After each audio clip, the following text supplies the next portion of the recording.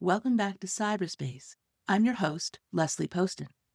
Today we're talking about something small, sometimes silly, yet surprisingly powerful: talismans, lucky charms, and rituals.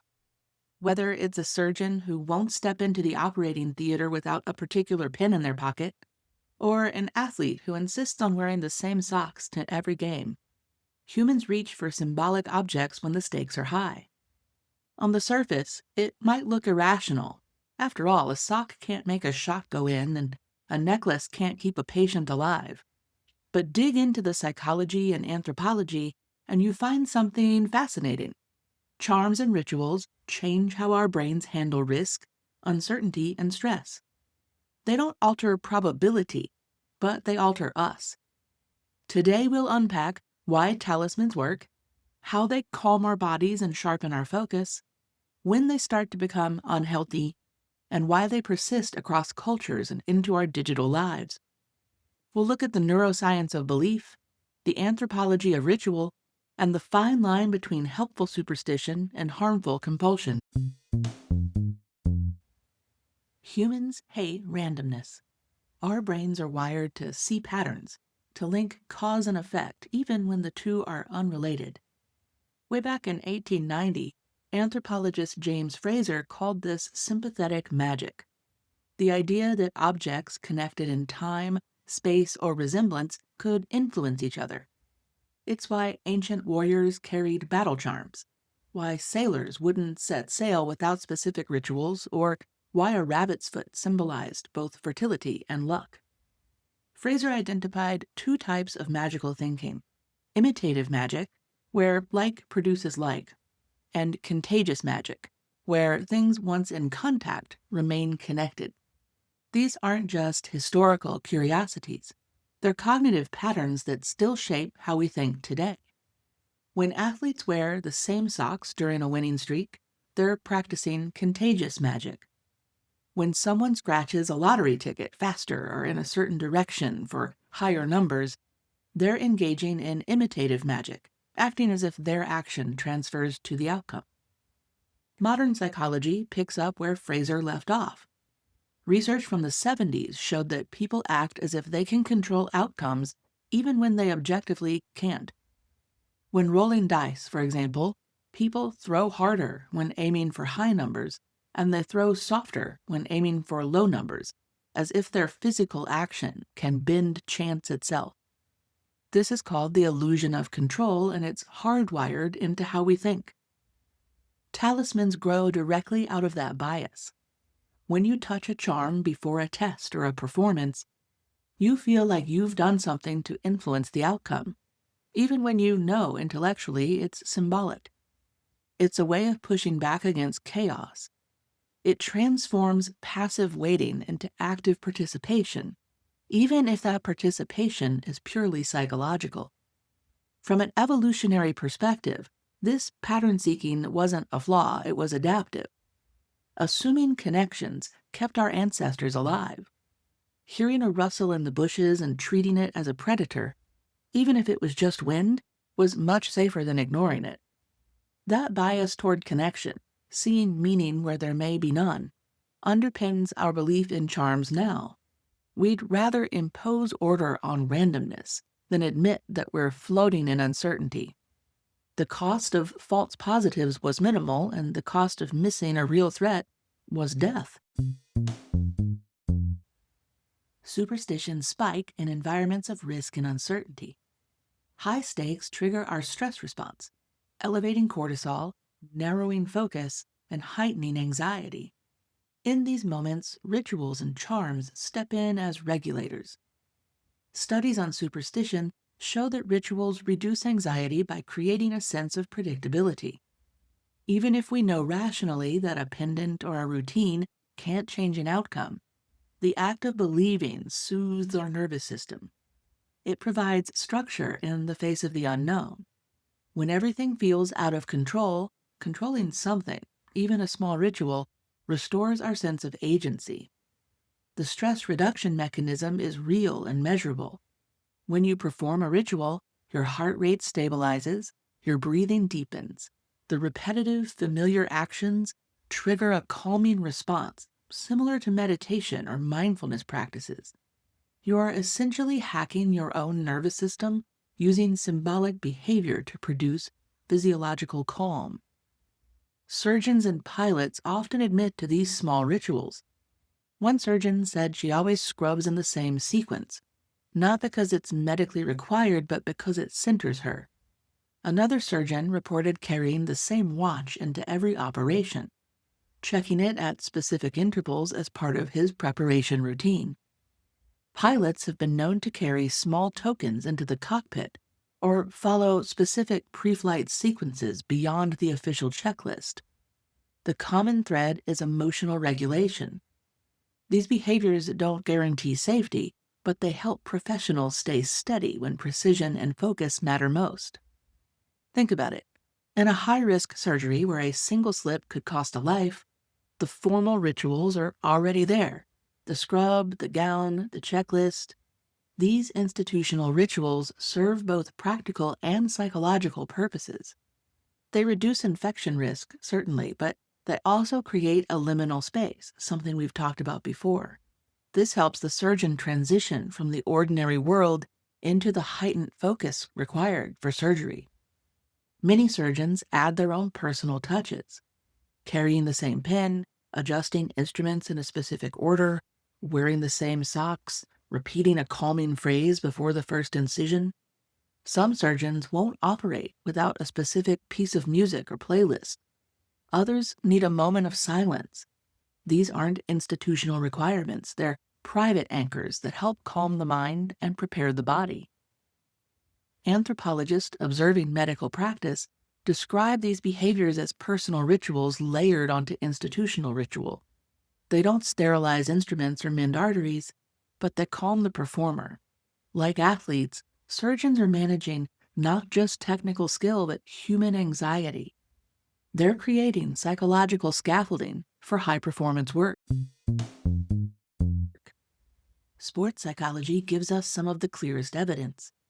Experiments have shown that when athletes are told a ball is lucky, they perform better. Not because the ball changes physics, but because their confidence shifts. In one study, golfers putting with what they believed was a lucky ball sank significantly more putts than those using a regular ball. The difference wasn't the equipment, it was the belief. Their belief enhanced performance. The mechanism is straightforward. Belief reduces anxiety. Anxiety reduction improves focus, and improved focus leads to better motor control and decision-making. It's a cascade effect where a simple cognitive shift, thinking this ball is lucky, triggers real behavioral changes. Real-world athletes offer endless stories. Michael Jordan famously wore his UNC shorts under his Bulls uniform for years. Serena Williams repeats small rituals before every match, bouncing the ball a specific number of times, arranging her towels in a particular way. Baseball players are notorious for elaborate pre-bat routines, adjusting their gloves, tapping the plate, stepping out and back in exactly the same way every time. Wade Boggs ate chicken before every game for 20 years. Turk Wendell, a pitcher, chewed licorice and brushed his teeth between innings. At the elite level, where skill is already maximized, the mental edge matters most. When everyone has incredible talent, the differences between winning and losing often come down to who can manage their nerves better. Charms and rituals act like performance enhancers for the mind. They reduce anxiety and focus attention, providing a script to follow when pressure mounts. And it's not just elite athletes. A recent review of sports rituals found that players across all levels use routines, charms, and, quote, don't change the socks habits as ways to cope with anxiety and maintain consistency. Youth athletes, college players, recreational competitors, they all develop small superstitions. It's a shared language of control in a series of unpredictable games. When you can't control whether the ball goes in, you can at least control what you wore or what you touched beforehand. That review also noted something interesting. Superstitions are more common in sports with higher variability in outcomes. Baseball players are more superstitious than football players, golfers more than swimmers. The less direct the connection between skill and outcome, the more an athlete leans on ritual. When randomness plays a bigger role, our need for symbolic control increases. So what's actually happening in our brain? One explanation is that charms operate like placebos. Belief itself triggers real changes in the body. Placebo studies show that expectation can reduce pain, improve endurance, and even influence hormone levels and immune responses. A talisman fits this same category. The charm isn't chemically active, but belief makes it functionally active. The placebo effect isn't about being gullible or fooled. It's about how expectation shapes physiology. When you believe something will help you, your brain releases neurochemicals that actually do help you. Dopamine, endorphins, oxytocin. These substances change how you feel and how you perform. A lucky charm can trigger this cascade just as effectively as a sugar pill labeled as medicine. There's also something about touch and embodiment. Holding or wearing a charm creates a physical cue. The sensation reinforces belief, and belief reduces stress. That loop improves focus, and improved focus reinforces the value of the charm. Over time, a necklace or token becomes a conditioned anchor. Just touching it signals calm, like Pavlov's bell signaling food to his dogs.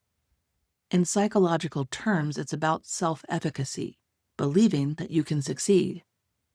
Research shows that self-efficacy is one of the strongest predictors of actual performance across domains.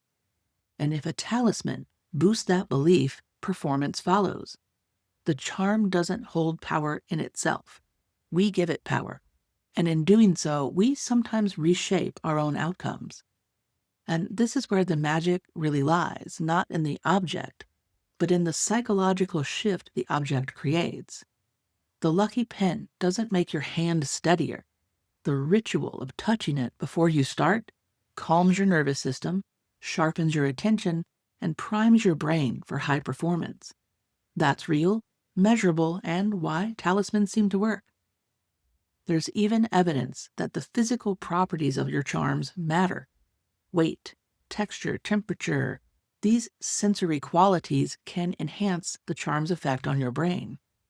A heavy charm might feel more substantial, more real in its perceived power. A smooth stone you can rub between your fingers provides tactile feedback that reinforces the calming response. The multi-sensory nature of talismans makes them more effective anchors than purely mental affirmation. Across cultures, talismans look different but serve the same function. In Japan, small amulets called omamori are purchased from Shinto shrines and promise protection for travel, exams, health, or safety. Each omamori is specific. There's one for traffic safety, another for academic success, another for safe childbirth. They're typically small silk pouches containing prayers or blessed objects, and they're meant to be carried or displayed but never opened. Catholic traditions use medals of saints. Saint Christopher for travelers, Saint Jude for desperate causes, Saint Anthony for lost things. These medals are blessed by priests, imbuing them with spiritual authority. Wearing one isn't just personal superstition, it's participation in a religious tradition centuries old. Indigenous cultures around the world integrate protective items into daily life and ceremony, carrying both spiritual and communal power. Medicine bags, sacred stones, carved totems, these objects connect individuals to ancestors, to land, to cosmological systems of meaning. They're never just lucky charms. They're repositories of cultural knowledge and spiritual practice. These aren't just personal quirks. They connect individuals to collective traditions, turning private anxiety into shared meaning. Carrying an omamori isn't just about luck on a test. It connects you to a place, A ritual, a priest's blessing, a community. That cultural scaffolding strengthens the psychological effect. You're not just relying on your own belief, you're tapping into generations of accumulated faith. Western lucky socks or four-leaf clovers might seem more secular, more individual, but they follow the same pattern. We attach symbolic value to objects, and these objects become vessels for meaning. Whether blessed by a priest or simply worn during past success, the mechanism is the same. We invest the object with power so it can reflect that power back to us when we need it the most. What's interesting is how these cultural traditions adapt and persist even as societies modernize. Japan, one of the most technologically advanced nations on Earth, still has thriving omamori sales at shrines. Catholic medals remain popular even among less observant believers. The form may be ancient, but the psychological function remains relevant. Not all rituals are healthy.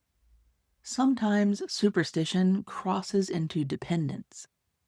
If an athlete refuses to play without their charm, or a professional can't perform if a ritual is disrupted, the object becomes a liability. Control has shifted from the person to the thing. This is where psychology draws parallels to obsessive-compulsive disorder. OCD involves rituals as well, repeated behaviors aimed at reducing anxiety, often driven by a fear that failing to do them will cause harm. Certainly, that's not the only criterion for OCD, but it is the most reflective of what we're talking about here. The difference is severity and flexibility. For most people, a charm is optional. If it's not available, you might feel a little off, but you can still function. For someone with OCD, skipping a ritual can cause debilitating anxiety and genuine distress. The intrusive thoughts won't stop. The fear won't subside. Recent research underscores this continuum. Network analysis of obsessive-compulsive symptoms place superstitious obsessions right alongside compulsive counting and repeating. Studies comparing athletes with healthy rituals to those with clinical OCD symptoms show where the line blurs and where it holds. Some athletes develop ritual dependencies that genuinely interfere with their ability to compete. That's when their coping tool has become a cage. One study examined athletes who met criteria for OCD and found their superstitions were more rigid, more time-consuming, and more distressing than those of non-OCD athletes. A healthy ritual might take 30 seconds and feel reassuring. A compulsive ritual might take 30 minutes and feel mandatory, with overwhelming anxiety if it can't be completed perfectly. There's also the question of magical thinking severity. Some level of magical thinking is normal and even adaptive, but when it becomes pervasive, when you genuinely believe your thoughts can cause harm to others, or when you feel responsible for preventing disasters through ritual, it crosses into pathology. It's a reminder that while charms can help, they can also trap. The healthiest relationship with a talisman is when it supports your confidence without controlling your ability to act. If losing the charm means you can't perform at all, the charm has stopped serving you. You've become dependent on an external crutch rather than using it to build internal resilience. A key question to ask yourself is, does this ritual help me access my own capabilities, or has it become a substitute for them? If the ritual is a bridge to confidence, that's adaptive. If it's become the only source of confidence, that's problematic. Our brains haven't changed, but our environment has. Today's talismans are just as likely to be digital as well as physical. Gamers swear by lucky controllers, specific hardware they won't swap out even when newer versions are available. Some gamers have worn the same shirt or hat to their tournaments for years. Esports players develop pre-match rituals just like traditional athletes. Coders keep the same playlist or wear the same headphones when debugging. Some developers won't start a project without opening specific applications in a specific order or without a particular beverage at hand. There are programmers who claim they can only solve certain types of problems while wearing certain clothes or sitting in certain chairs. Some people choose laptop wallpapers or phone lock screens they refuse to change because they feel it anchors their productivity or their luck. Others have lucky coffee mugs they use only for important work sessions. Digital artists have specific brushes or presets they consider lucky. Writers might have lucky fonts or lucky writing locations. These behaviors mirror the ancient rabbit's foot or saint's medal. The objects differ, but the function is identical, reducing uncertainty, reinforcing confidence, and making the intangible world of chance feel manageable. The tech worker touching their lucky mousepad before a big presentation is doing exactly what the medieval knight did touching a saint's relic before battle. It's fascinating that superstition hasn't faded with technological advancement. If anything, it's adapted and proliferated. We've simply transferred the same psychological needs onto new objects. The medium changes, the mind doesn't. As our lives become more dominated by screens and digital interactions, we find new vessels for the same ancient impulses. In fact, I'm personally curious for how many people AI chatbots and generative AI tools are becoming a new kind of talisman. Some researchers have noted that digital work, precisely because it's less tangible, might actually increase our need for physical anchors. When your work exists only as pixels on a screen, having a lucky keyboard or a specific desk setup creates concrete, embodied ritual in an otherwise abstract environment. The physical world grounds us when the work world is virtual. When you strip it down, talismans endure because they serve a deep psychological need. They help us face uncertainty, regulate our emotions, and feel anchored in chaotic situations. They work not because they change the external world, but because they change our internal state. And in high-stakes moments, that internal state determines everything. That's why talismans and lucky charms appear across cultures, professions, and centuries. They're not outdated relics of magical thinking. They're tools humans have always used to steady themselves. From ancient warriors carrying protective amulets into battle to modern surgeons slipping a familiar pin into a pocket, the story is the same. When we can't control outcomes, we control rituals, and those rituals, in turn, help us perform. There's a reason every major religion incorporates ritual objects. Prayer beads, crucifixes, prayer wheels, sacred texts. These aren't just symbols. They're technologies for managing the human nervous system in the face of existential uncertainty. The secular charm operates on the same principle, just without the theological framework. Talismans also connect us to our own histories. That lucky necklace isn't just an object. It's linked to a specific victory, a cherished relationship, a moment when you felt powerful or safe. Wearing it brings that moment back into the present, like a form of time travel, emotionally speaking. You're carrying a piece of your best self into the current challenge. But it's worth noticing when your rituals start to hold too much power. The healthiest relationship with a charm is when it supports you, not when it controls you. When the object becomes non-negotiable, when losing it derails you completely, it's worth asking, am I using this tool or is it using me? The goal isn't to abandon ritual. For many people, they're genuinely helpful. The goal is awareness. Recognize what the charm does for you. Appreciate its role, but don't let it become the only thing standing between you and your ability to act. Build multiple sources of confidence. Develop internal anchors alongside your external ones. That way, if you ever lose the charm, you don't lose yourself. So next time you see an athlete kiss a necklace before stepping onto the field or catch yourself slipping on a pair of lucky shoes before your big presentation, pause for a sec. What you're seeing isn't nonsense. It's just a glimpse into the way humans cope with risk. Our charms may not alter probability, but they remind us of something profound. In uncertain moments, belief itself can shift the outcome by shifting us. We imbue objects with meaning so we can study ourselves when it matters most. And in that small act, we connect to a tradition thousands of years old. Humans facing the unknown with something solid in their hands. Whether it's your surgeon's lucky socks, an athlete's hat, or a gamer's worn controller, these objects serve the same timeless function, transforming our anxiety into action, chaos into control, and vulnerability into strength.